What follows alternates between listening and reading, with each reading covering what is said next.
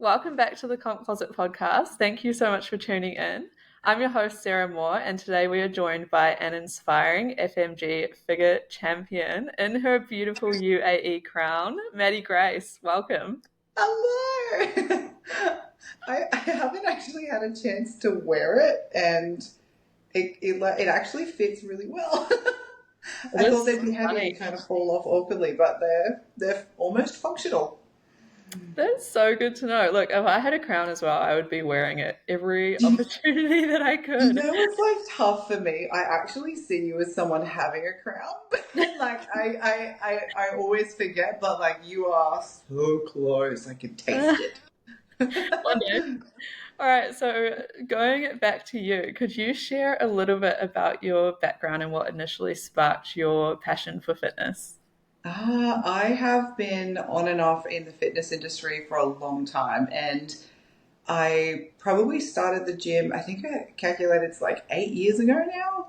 And I had a relatively tough childhood, and I came from a background where my mental health was very, very, very turbulent. I was always up and down. I didn't have a lot of consistency, and I'd find that I would try and grapple to anything that gave me stability, anything that made me feel good.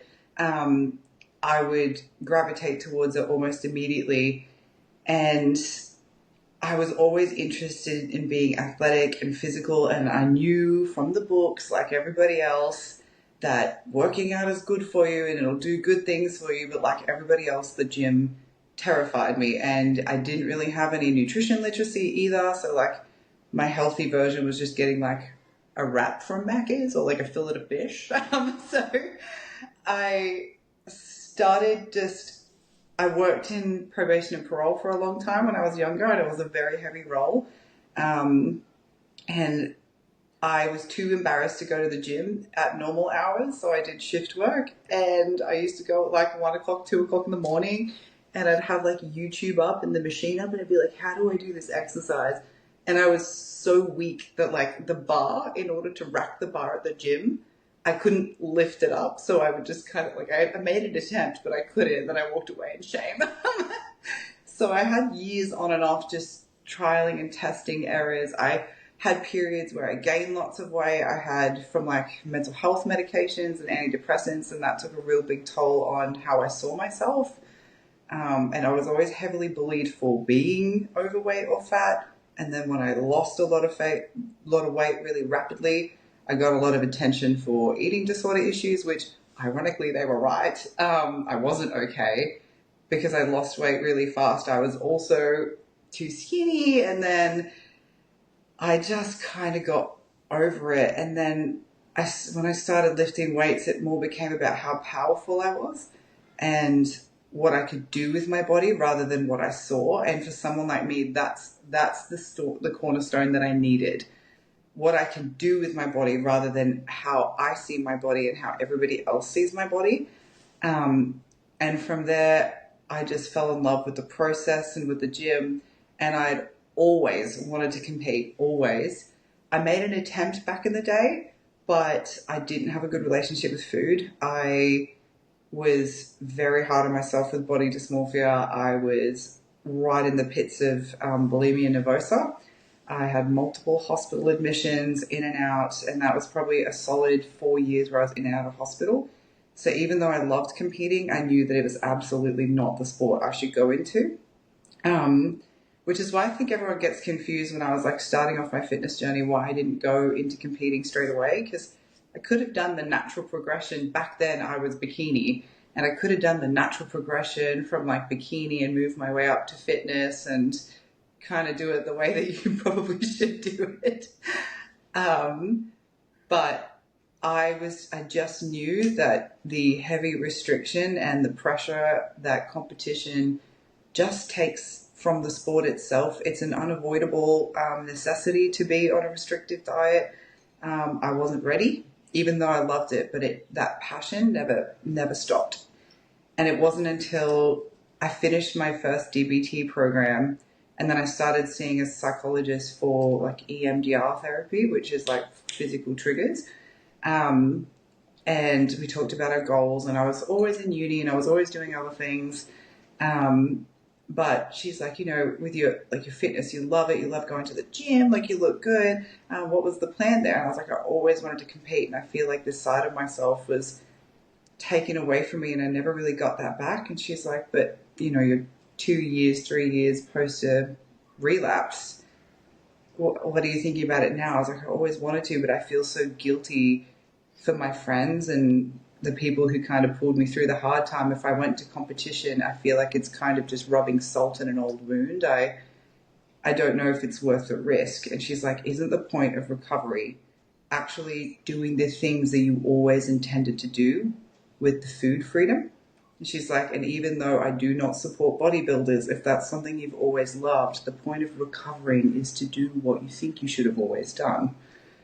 And then I was like, oh my God, she's right. And I didn't want to separate those sides of myself. And I always felt really guilty that the people who followed me for eating disorders would just see me throw myself into a prep and think that I just ruined all of this hard laid progress in terms of my mental health and recovery. And so the first prep that I did, everyone was like, why'd you do bikini? Like, you are massive. We don't understand. Like, and when you see the lineup, like, I was never bikini, but even back then.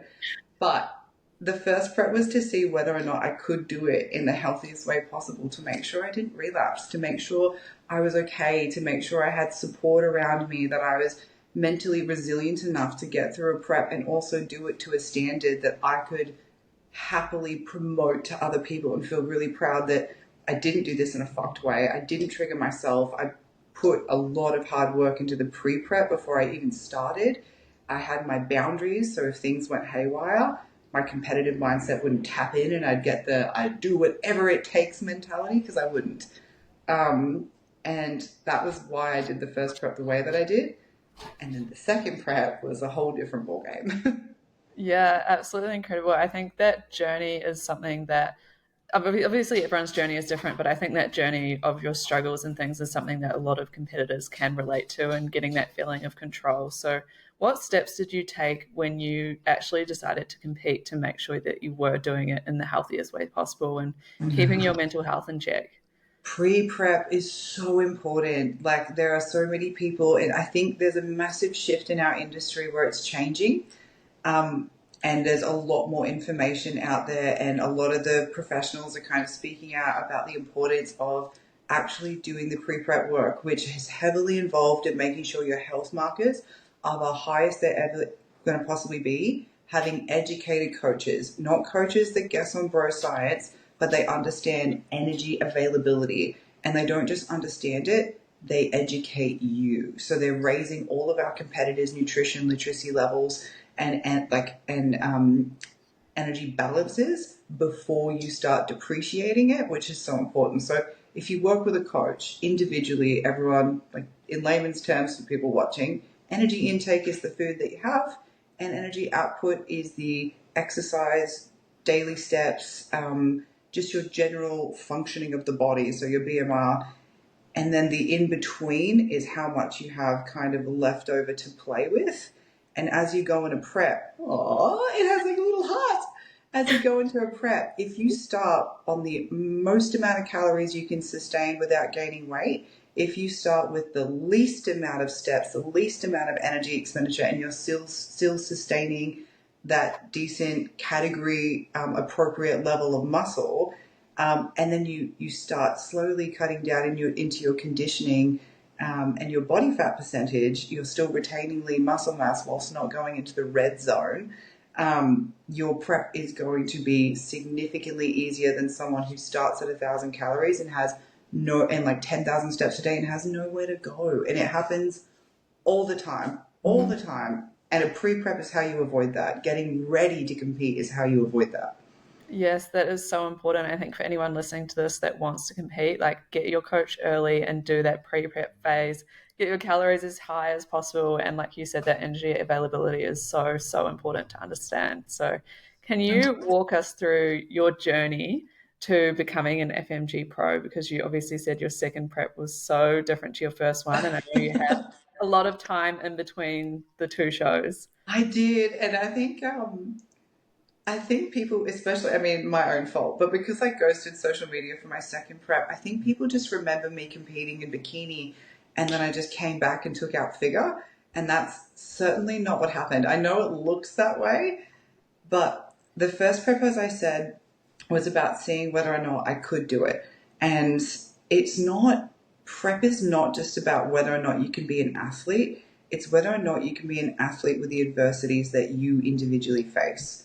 I don't know any competitors who don't have shit going on, not one. And it's all very unique to their lives, and hoping and wishing that you could do a prep with nothing random come up is unrealistic because it's probably going to. So the first prep, I decided to do it, but in amongst it, I always felt like my whole life I had this massive loss of control. Like nothing in my life was ever, I didn't have the ability to actually dictate where I wanted to go or what I wanted to do. Always felt like I had this kind of handbrake of life on where I would try and be pushing forward, but it was honestly my family circumstances that were holding me back. So the first prep, even though I like had the density to do fitness or wellness, I couldn't go as hard into conditioning as what that prep would have required me to, because I was in the middle of some heavy family stuff. And without any kind of warning, my family ended up in the news, and I was in the middle of this really brutal court battle with the AFP, which I've spoken about before, so it's not that anything that anybody doesn't know, but my dad was a child sex offender, and he was all over the news for having multiple victims, and I left New South Wales because I knew that, and he'd been arrested when I was in New South Wales, and I kind of flew out of the country straight away, and then COVID sent me back, and I was like, I'm not going back to New South Wales. And then it all followed me here to Queensland. I was kind of hoping to avoid it. So I had made the decision to do the prep, and then the police turned up on my doorstep, and all I could think to it's very easy for me and everybody to slip into victim mentalities, and keeping in mind that you'll hear this a lot where victim mentalities are vilified, but for the portion of the population who are actually victims, I want people to remember that it's okay to be in your victimhood for a while. You are a victim. So I kind of spent a bit of time doing that. But it was very woe is me because I just made this decision to do this big thing after recovering and spending so many years putting the work in to make sure I was ready to take the next big step. And then I was like, I don't know whether or not I should do this. But where I fail in family luck, I have the most incredible friends in the world. And one person in particular, I had met at a similar time. I'd only known for a couple of years, but she was there through everything, which was Amanda. She's also a coach. And she looked at me and she's like, Maddie, you were made to do this. And I don't want to see you hold yourself back anymore because of things you can't control. Just go for it. And whatever happens, happens. We'll do it. So we sat down together. She was a coach and I was like, I want you to coach me. I'm a coach myself, and all of the black and white things about deficiting, diet breaks, conditioning, I have that down pat. But when it comes to having a coach, when you are educated as a coach yourself, it's mental accountability and the fortitude and the strategy that you need. So we sat down and we spoke about the boundaries and what my history looks like, what some of my red flags would look like before I started prep, what my stress levels would be like, and how. So this is where personal accountability comes in. I sat down with my coach and I said, when I'm at the grind, I will be short. I will be bitchy, but I'm also manipulative. If I'm really, really struggling, I'm intelligent, and I could probably talk my way out of anything. If I think that I need to go lower for a period of time, I will sit there and I'll rationalize with you in an educated way why I think we need to go lower, even though I probably shouldn't. And I was like, look out for me. I'm a sneaky, when I'm not okay, I'm sneaky. And, we set the standard and we said, there's a finish line, let's go. And it was a tough prep. I was doing 6 subjects at uni. I'm an honours and scholarship student. I was working 3 jobs. The other job that I did was a paralegal in child sexual abuse at the time. And like the court case got deeper and deeper. And then unfortunately, we had to go through all these interviews. And then as things got really difficult, he was convicted. And then when so conviction and sentencing in Australia are separate. So after he was convicted, we were due for the sentencing. So I was going through prep and I was sitting on the Stairmaster, but I was also writing this massive victim impact statement, which to the courts is like my opportunity to say like my final words to Darren, like which is my father. And then the morning of court, he killed himself. And then we were just like, if it wasn't for my friends and the support, I don't think I ever would have made it on stage because they were just like, at times where I didn't believe in myself, they were like, you are made to do, like, you put in so much work to this, you deserve to be there. I was nowhere near as conditioned what I wanted to be, but that's why we went for bikini because I couldn't actually give it anymore. I could have given it, and like every competitor will go through this, right? If you had the most perfect lifestyle, some billionaire sugar daddy, right? And he just said, you do nothing but prep. For 12 months, you just wake up, eat, meals, cardio, gym, and then pose, and you just prep. Everyone, relatively, under those circumstances, would make it happen in some capacity. Mhm. It's all the little variables that each individual has in between. And that's why when some people are kind of like, oh, but they should have been leaner, like it's so easy to watch a competitor be on stage and be like, oh, they should have come in leaner or like they need more density in their glutes. I'm like, they probably couldn't. Like everyone usually gives it everything they possibly got before they get on stage. And it's Yeah. just a matter of circumstances on whether or not it happens to the degree you wanted it to. Yeah, exactly. And I think it's so common for people to face adversities during their prep, and like yours were exceptional adversities. I can't imagine how tough that must have been. So, what advice do you have for someone who is facing adversities in their personal life, whether it's during a prep or not?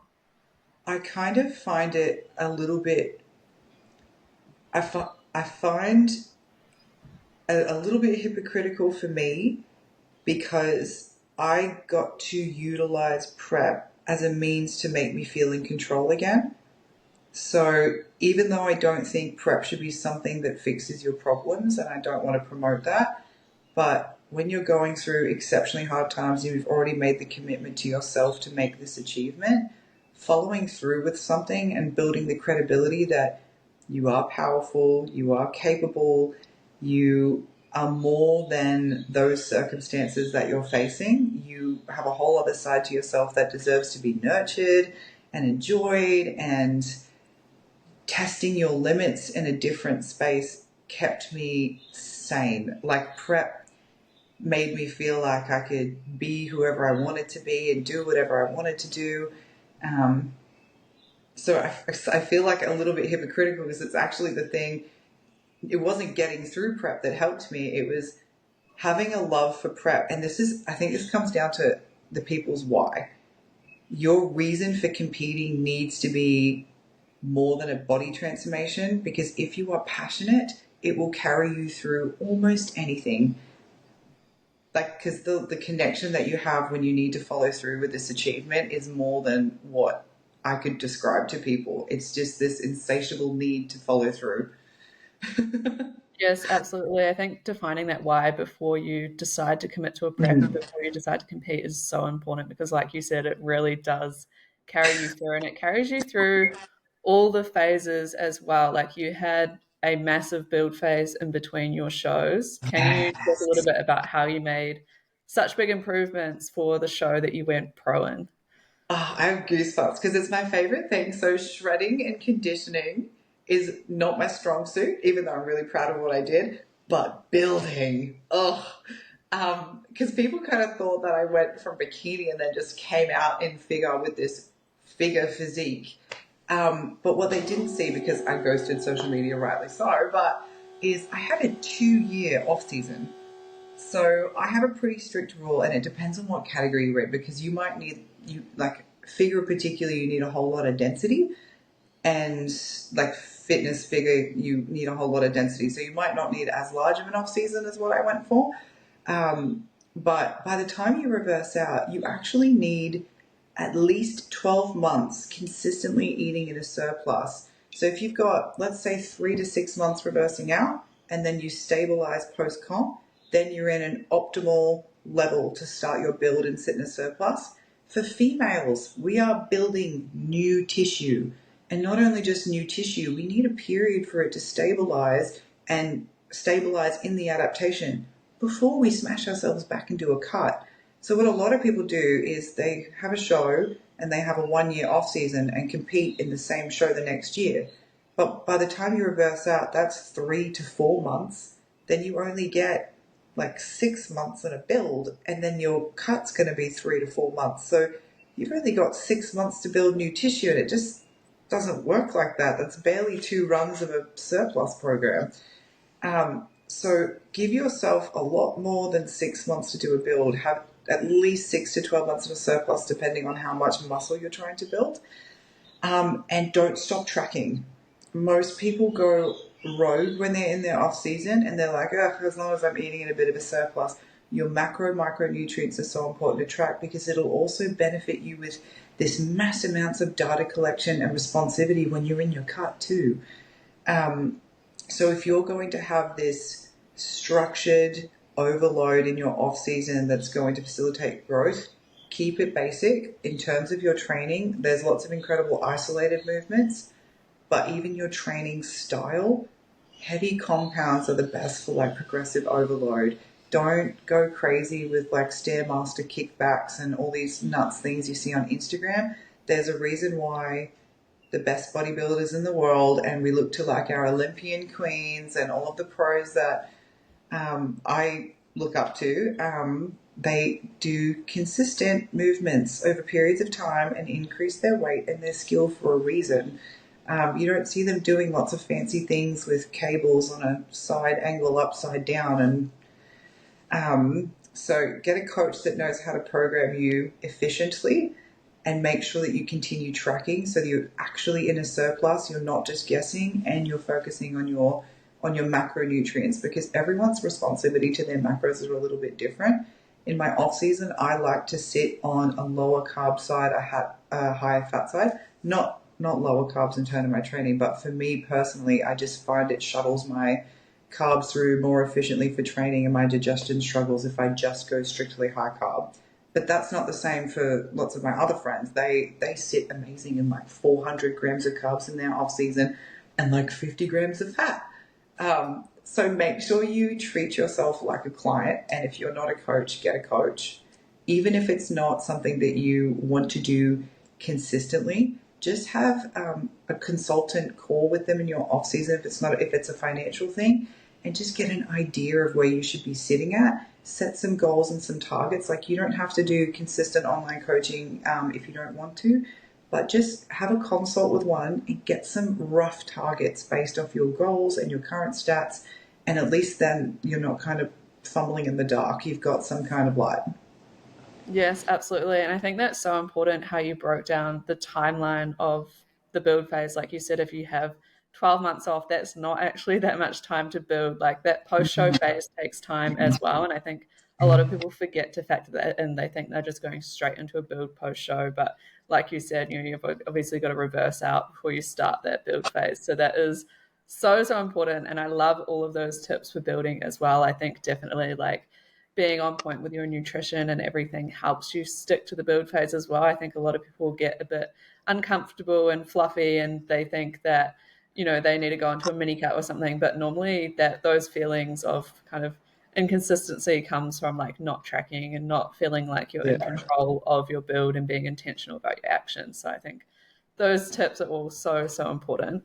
Me and my girlfriend were talking about this. So we've actually done like a whole talking thing about this. So we're going to upload a video on the whole topic. But I personally think that for most of my clients, from experience, the build is significantly harder than the cut. The cut is much more positively like reinforced. you're constantly getting this reinforcement about how amazing you look. You're seeing new muscles, you're seeing new veins, you're seeing conditioning. And let's face it, all of society is prefaced to reward you for being smaller as a woman. It's getting so much better, but it's just how it is. When you're in your off season, you're uncomfortable. You're trying to sit a little bit heavier than what you normally would. Your body's changing, but like in all these weird ways, and you don't get the same satisfaction as seeing 20 million quad splits when you're lean. But in your off season, you have to be comfortable with being uncomfortable and for a long period of time. And that's where it's so important that if you don't have a good relationship with yourself, bodybuilding is only going to exacerbate whatever is already there. Now, if you have a good relationship with yourself, then that's going to be great because you can really hold your own in both phases. But there is not a single bodybuilder that will ever get away with not doing an off season and an on season and looking completely different. So if you're too completely tied up in how you look versus how you feel, and that connection is too enamored, this is not the time to be going into bodybuilding. Fix that first, have a bit of a stable identity with yourself, and then move into proper hardcore bodybuilding because you don't look the same. You go 6 months looking totally different to what you did the last 6 months. Like even every time you reverse out, I don't know about you, but when you reverse out, is each of your reverse outs different the way you distribute your return with body fat? Yeah, it changes every time. It's Every time never I get consistent. like a new body type when I reverse out because I don't know where the fat's going to come back first. And Yeah, you can't just like expect the same thing, I think, post show. Like every post show phase is so different. And like you said, how the body fat is dispersed changes as well. Like it's so random. I wasn't as lean my first show, but my first show when I was reversing out, all of my body fat went to my ass, and I was like, yes, I love this. This is so good. And then I think as this show was leaner, I had this awkward phase coming the initial start of my reverse where all my body fat just went back to my stomach, and I'm like, no, because my arms was so vascular and jacked, and my legs were all veiny. I've never had veiny legs before. And then it was just like my stomach. I felt like a trainee. I was like, what is going on? You know what I think it is? I think like each show you obviously improve and like you come in a bit leaner or you have muscle in certain areas. So then you feel like you're putting on like more body fat in certain areas, but maybe you had never lost it before. So that's Yeah, like, that's exactly yeah, right. yeah, I feel I'm like that's what noticing it that it took me forever to get my legs lean. Like I had to work really hard on conditioning my legs because such a common area for most women. They're hard to come in. And now that I did it, the vascularity of my legs aren't going anywhere. And I'm like, all that time, like, nice. That's insane. So after your big build phase, how did it feel to go pro in the Gold Coast show? I was an emotional little mess. I was a stressed little mess. Because just before I went into that stage day, it didn't really. I enjoyed it more than anything, but I broke up with my long term partner like a couple of weeks out. He was not a good person, but I kind of changed a little bit how excited I was, but I was still level 100, where I feel like I would have been 110 if it wasn't for that. And the Gold Coast show was so overwhelming in terms of every single one of my competitors were fucking amazing. I could not have hoped for a better group of women, and I don't know because in my bikini lineup the first time I competed, everyone was amazing, but ironically enough, my first bikini lineup, I actually ended up making friends with Ash, who was competing in figure at the time. And it kind of felt like this is back in when we rebranded to this is before FMG, and it kind of felt very clicky, like I wasn't meant to. And I'd gone alone, like I wasn't meant to be there, and I was backstage. I ended up making friends with like the figure girl, go figure, ironically. And then this show, there was almost this automatic respect with every single one of the competitors in my category, because you cannot get that conditioned by accident. You can't get that muscle density by accident. It's almost like there is this automatic, you want every single one of them to win, and it shows in the way that we interacted with each other.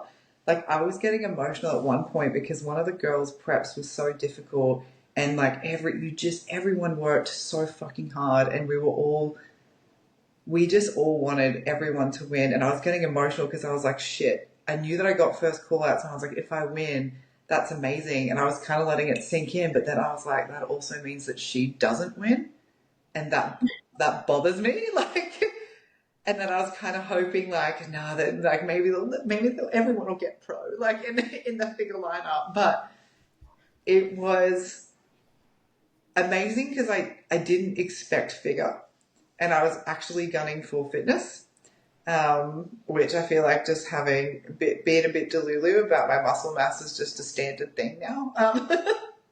But coming back for my second show ever, jumping from bikini, I knew that I obviously wasn't going to go bikini again, but I actually still didn't think I was big enough for figure. And it was a last minute decision that we should enter figure based off how conditioned I was getting. And they were like, you need to do both categories. And I was like, all right, fine, here we go again. I won't make the same mistake. So then when I went on for fitness, so I have lots of injuries in my back and my glute med, and I have a torn glute med. So I've got bursitis, tendonitis, my L4 and my L3 are slipping. So 2 days before the show, I had an epidural into my back. So it was Oh my completely gosh. anesthetized because I just couldn't pose. I was in so much pain. I couldn't practice posing. Part of my leading up to show routine was do not pose, because it was causing me so much aggravation that I had to kind of just hope for the best and savor as much of my injury as I could, and just strategize around when is it worth the risk. So I did a couple posing classes, which was really good for nerves. So I would go hard in the posing classes, and then that would be it. So I didn't pose for like a month before I actually stepped on stage because it was too tough on my back. But I visualized it over and over and over and over again. And then when I got off for fitness, I didn't get first call out. And I was like, no, I fucked it. I was that delusional. I was like, my conditioning is shit. I screwed up this category. Like, I should have done better. And then Christos was on the side of the stage, and he's like, Maddie, you got to go on for figure. I'm like, I thought I messed up the whole category. And he's like, you have to go on. I'm like, my back is killing me, and I'm going to look stupid in figure. And he's like, you're really not. I just need you to trust me.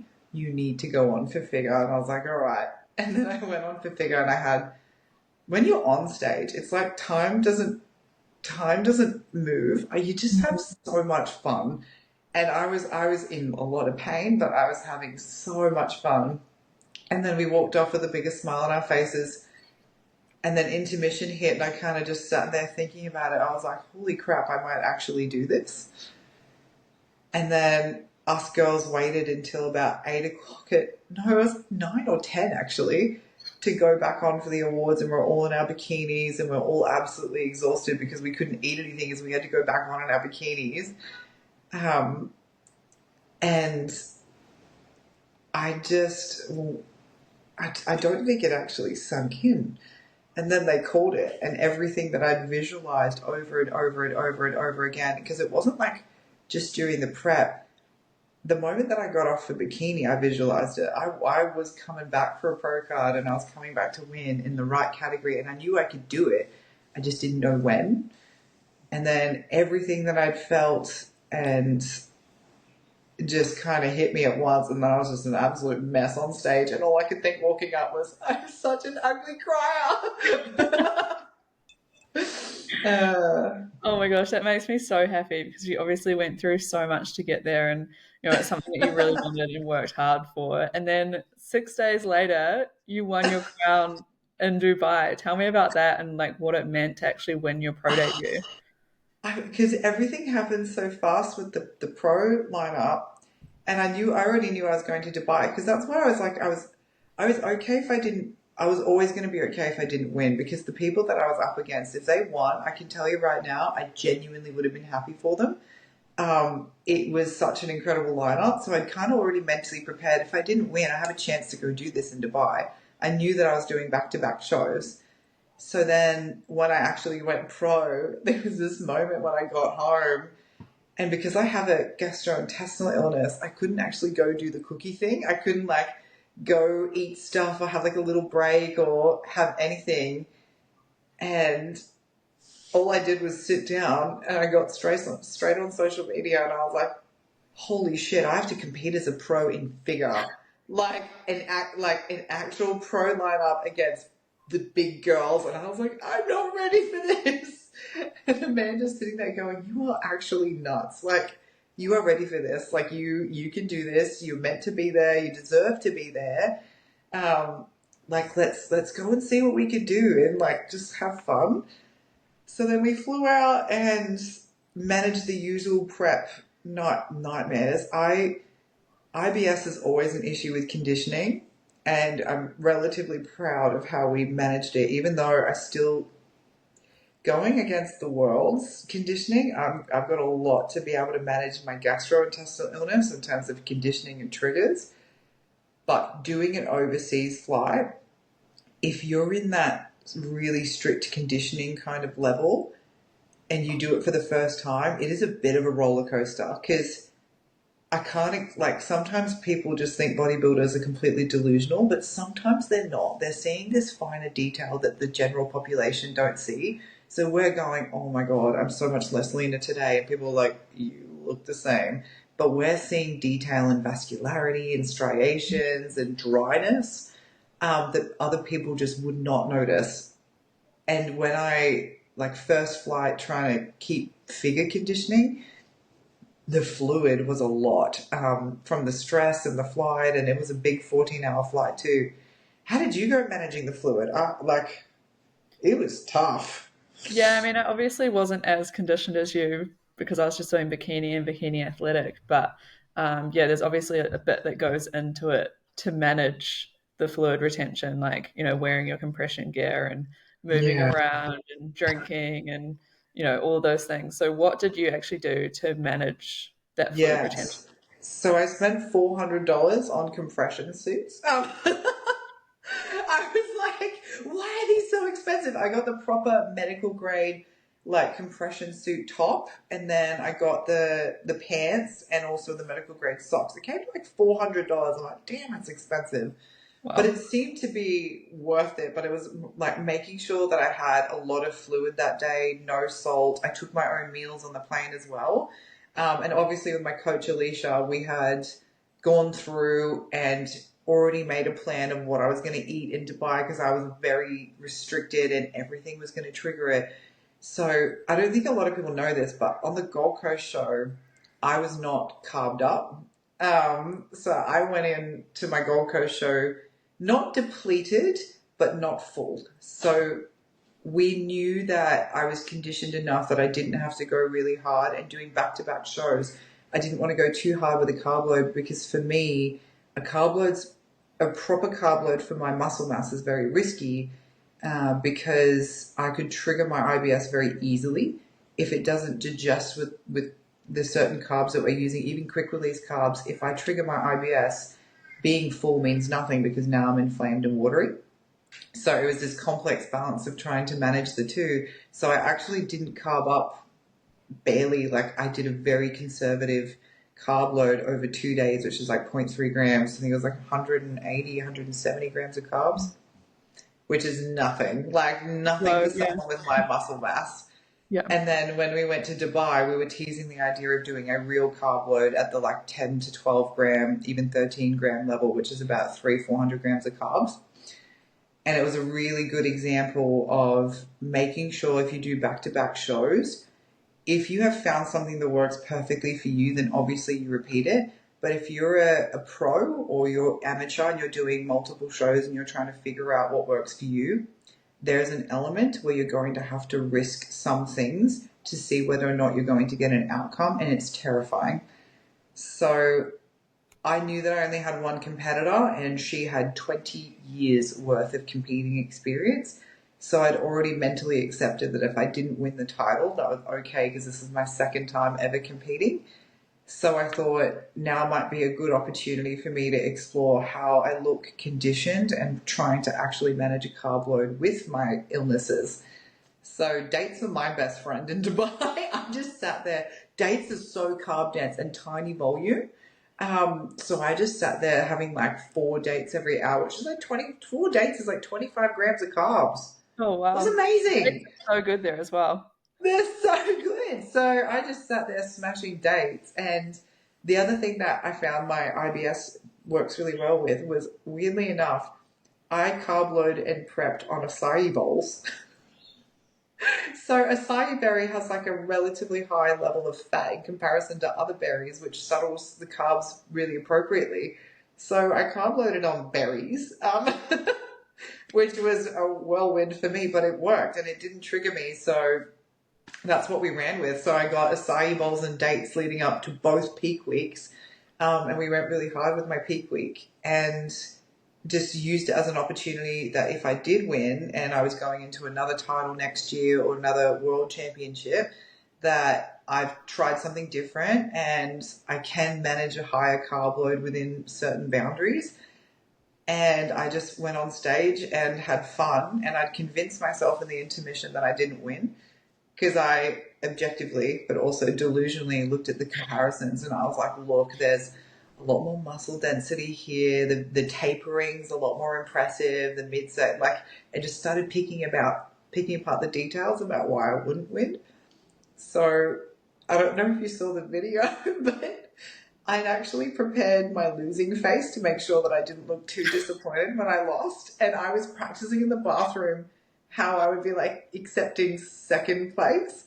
So when they called second place, my face, I actually started walking up to accept second place. And then they called Vanya and I was like, and my, like, I just had my follow up with Brendan from the Fit Focus who ran all the media. And I did my follow up with him the other day in the Gold Coast, and he's like, oh, look at this video. And he showed me the zoomed up, like, professional image of my face when they called second place and I'd started walking up. And he's like, you actually thought you were going to get second? I'm like, I genuinely did. And Wow. then I was a mess from there. Yeah, I remember seeing you come off stage and you were just like in shock, like shaking, bawling. It must have just meant so much. Like, how did it actually feel when they called your name for first place? It didn't actually. It felt surreal. It felt like something that I dreamed of, and I couldn't imagine even getting there in the time that I got there. But all the times that I was like crying in pain trying to get the build happening, or force feeding myself protein even though I didn't want to, or the sacrifice, the money, the drama, the bloody funerals, the stress, the self deprivation, the fear, but the happiness and the work that I put into it to actually get there. Like, I can't tell you the amount of times I was at the gym and I would be lifting to the Vimeo video, like the video of like all the different shows, and I'd be at the gym and I'd be lifting, and I'm like, okay, like if I want to have these glutes show off this, like I need to push harder, I need to do more, and I visualized it so many times. I visualized what it would feel like winning, and then it happened, and it was like the dream kind of just became a memory, and it was everything I dreamed of and more. And to be with one of my best friends who, like, so she looked at me. It's one thing to like see people when they're shredded and ripped and you see them in the gym and you're like, yeah, you're an athlete. She met me. So when in my off season, I looked quite normal. And I think that's why people kind of get so surprised when I prep, because I'm never not going to look like a fit person, but I certainly don't look what I look like on stage in figure. Like, I'm a bit of a secret assassin when it comes to that. But she saw me in the most kind of normal stage of my life back in 2020, and she was like, "You're going to be a champion. Like, you have what it takes."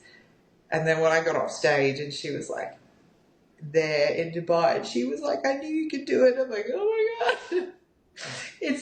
when people believe in you from like the start to finish, like they don't have to see, you don't need to build credibility with them. Like they just see something in you. And the same with Alicia. She's just like, you're going to take out a crown. You can do this. And even if it's not today, it'll be at some point you are going to do this. And then when people just kind of, yeah, they see something in you that sometimes you don't see in yourself. But I'm very grateful for the people I have around me. Yeah, that's so special and so important to have people around you that believe in you as well because, it Mm, sounds like throughout your journey you've had quite a few moments, even on show day, where you didn't quite believe in yourself or you had doubts or you're comparing your physique to others, but you always had someone to believe in you, which is, I think, super important. So what yeah. is next for you in this sport? Like, do you have any goals? Do you have shows Oh, lined up? the focus was mainly just I think I wasn't going to make any decisions about anything until I reverse out properly. So I'm pretty much reversed out now, but I transparently did not nail my reverse. Like I had this well laid plan, but I kind of had a feeling it would go a little bit AWOL because I went traveling in Dubai straight after. And then I knew as soon as I came back, I was going off for a 2 week trip for my 30th with all of my best friends for a surprise. And I kind of had this feeling where I accept the consequences that I don't want to miss out on anything that I was doing on being restrictive in my reverse. So I didn't really reverse the way that I wanted to, but I accept that I made a choice and my choice was my 30th and here we are. So I'm still kind of reversing out now and waiting to make sure that I'm stable. I think the other thing that transparently being restrictive for that long, I'm very aware that mentally I have some mental things to work on before I make a decision about which prep I go into. I'm definitely doing worlds, but it just depends on which one. So if it's worlds next year, I have a refinement period to do. I need to build my lats, and I need to work on tapering my midsection correctly, like lots of vacuums, but also like just my rectus abdominis, calves, like just very small things. So for me, I don't need to do a massive off season. I have the density. It's just little things that I need to tweak in order to be absolute world standard because my ladies, my ladies in my category, they are no fucking joke, and they are going to come in with all of the conditioning, all of the work, like the absolute top tier standard. And I'm honored to be able to compete with them and against them. So I need to make sure that the decision I make, I will actually be able to successfully implement the feedback from the judges because that's what's going to, if I jump back on stage and I haven't done those particular three things, in my eyes, I should not have prepped. So, what my usual strategy is, I will go away and I will start working on them in my off season. When I do like my check ins and my assessment of whether or not I've successfully done those particular three things that I'm working on, then I will make the decision on what show to go into because I don't want to put in all of the massive amount of energy that it is to be a competitor and go through a shred if I haven't done the work that I need to do to be absolute non-negotiable number one. So I've got things to work on, so I'm going to work on them and then I'm going to make the absolute decision once I nail my off season and the goals that I have in my off season, and then I'll decide on the show once I nail those goals. Yeah, I love that approach, and there's plenty of shows to choose from, and I'm I so excited to know. see which worlds you choose. I'm also excited to find out where Worlds is after the Gold Coast one, like where They, 2026 yeah. will be. If it's not like, I think there's a lot of pressure. I think for everybody in the Gold Coast right now, because there's a lot of pros who live on the Gold Coast. I certainly feel the pressure to do the Gold Coast show because it's local. It'd be such an amazing opportunity just to be able to do the Gold Coast show because it's our homegrown first ever one. It's going to be massive and exciting. But obviously, like, just because it's going to be an amazing show, prep is so much more than the day itself. There's a lot that goes into it. So it's a big decision, but I certainly feel a lot more pressure. I would love to do it. Whether or not I can is a different story, but I'm if it's not next year, it's definitely going to be 2026, no doubt. I don't know whether or not it's like I kind of get Mexico vibes. Like I feel like, or maybe they'll do the whole world's in Dubai. I don't know, but I can't wait for them to announce it because I definitely, after doing my first back to back shows, I will be doing a back to back show again, no doubt. Absolutely. It's so worth it. I wish that every competitor had the opportunity to do both shows because it you spend so much money on a show, you work so hard to be conditioned. It just tag on another show. Yes, it's a little bit more of a financial hit, but you're never going to be that conditioned for at least another year or 2 years. So it's just a good way to maximize it, and they've given you plenty of opportunity to pre-plan and get your finances sorted before you head into them. So I can't. It's going to be next year or 2026, either one. So exciting. I think FOMO is a big thing as well. That's like hard to deal with though. You know, you just want to do it's obviously great to do back to back shows and I completely support that. I think that's a great thing to do as well. I did that too. And it's actually cheaper than doing two shows really far apart because like all of your costs during 100%. the trip kind of disperse across the two shows rather than just one show, if that makes sense. Yeah, I was so stingy because I had a 2 year off season. I knew which show I was doing. It was no doubt going to be the Gold Coast in October. And I was really stingy with my prep because I had bought my dresses for Rego in Dubai. I had them 12 months ago. Like I had slowly already, I paid off all my photo shoots before we even got there. I reached out to my photographers, I made the booking, and I actually paid them all the way leading up. So by the time I got to comp, they were all paid. So it's like just a little budgeting thing. So whichever one I decide, I'll literally pretty much lock it in stone, reach out to photographers, start paying it off, reach out to my bikini designer, start working on it, start paying it off. Like it's manageable if you have plenty of time to prepare. Unless you're super rich, then we are envious of you. Yeah, absolutely. So, final question, which I feel like is quite relevant to you. For someone who might feel like they don't fit perfectly into their category that they've just competed in or they want to compete in, what advice would you offer for switching categories? My greatest advice is believe in yourself because I feel like when I've spoken to a lot of competitors about this and I've been asked about it a lot, it's the thought that they're going to look silly if they do take the leap, and it never happens. Do you know what's ironic? If you stay in the same category, you might look more silly. Cough me in bikini. So take take the chance on yourself and have a strategy for any outcome. Believe in yourself that you have the ability to jump in the lineup, and if someone gives you feedback, it's a blessing. If you're not perfect for the category yet, or maybe you need to go to another category, it is a blessing because it means you have room to work. Some people who go into the category and they're perfect for the category and they've been in that category for 10 years, they don't get to have the excitement of working towards something and knowing that you actually have to change in order to do this. But coming from a bikini competitor to now being a figure champion, the difference in my physique when I look at it and I go, I went away and I built this and I did this. I promise you, when you actually make the changes, it is better than being a big fish in a little pond. Go into the big pond and grow. Growth is such an opportunity and it's such a blessing. So take the risk because you'll probably find out one, you're actually supposed to be there and you'll prove yourself and you'll build credibility with yourself. But two, growth is never a bad thing and an opportunity to grow is more than you could ever hope for. Yeah, I love it so much. That's really great advice.